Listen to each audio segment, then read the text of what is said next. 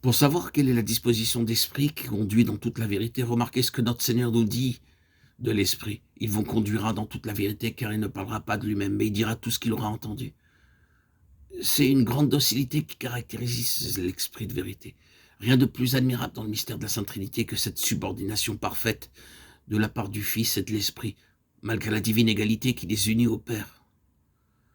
Le Fils a pu réclamer à bon droit que tous honorent le Fils comme ils honorent le Père. Jean 5, 23. Et pourtant, il ne croit pas déroger en disant « Le Fils ne peut rien faire de lui-même ». Ce que j'ai entendu de lui, je le dis. Jean 5, 19, 8, 26. Il en est de même aussi de l'Esprit de vérité. Jamais il ne parlera de lui-même. Nous pourrions trouver qu'il aurait le droit de le faire, mais non. Il ne dit que ce qu'il a entendu. L'Esprit craint de parler de lui-même. Il attend que Dieu parle et ne parle que quand Dieu parle. Il est donc bien l'Esprit de vérité. C'est là aussi la disposition d'esprit qu'il inspire à ceux qui le reçoivent. Il les rend dociles de cette douce et prompte docilité qui distingue les pauvres en esprit.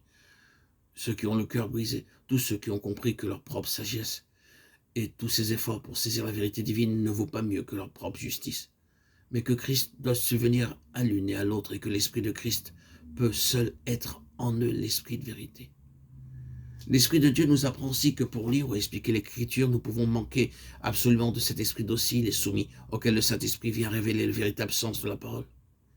Et il nous fait voir là ce qui empêche tant de lecture de la Bible, tant de connaissances bibliques et de prédication évangélique de produire de meilleurs fruits de sainteté.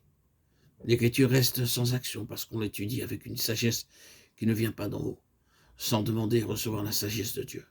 Il manque là le sceau de l'Esprit de vérité qui ne pense pas, ne parle pas de lui-même, mais qui dit ce qu'il a entendu. De jour en jour, l'Esprit de vérité reçoit toute chose de Dieu. Il sait garder le silence et ne dire que ce qu'il a entendu. Ces réflexions nous ouvrent les yeux sur le danger qu'il y a à vouloir chercher la vérité de Dieu dans sa parole sans s'attendre à l'Esprit de vérité qui demeure dans le cœur. L'ancien tentateur du paradis terrestre rôde toujours autour de chacun de nous. Et encore à présent, la soif de connaissance et la tentation qu'il emploie avec succès. Combien de chrétiens pourraient nous dire que leur connaissance des vérités divines ne produit guère de résultats en eux, que leur science les laisse sans force de résistance en face du monde et du péché, qu'ils ne savent que peu de choses de la lumière,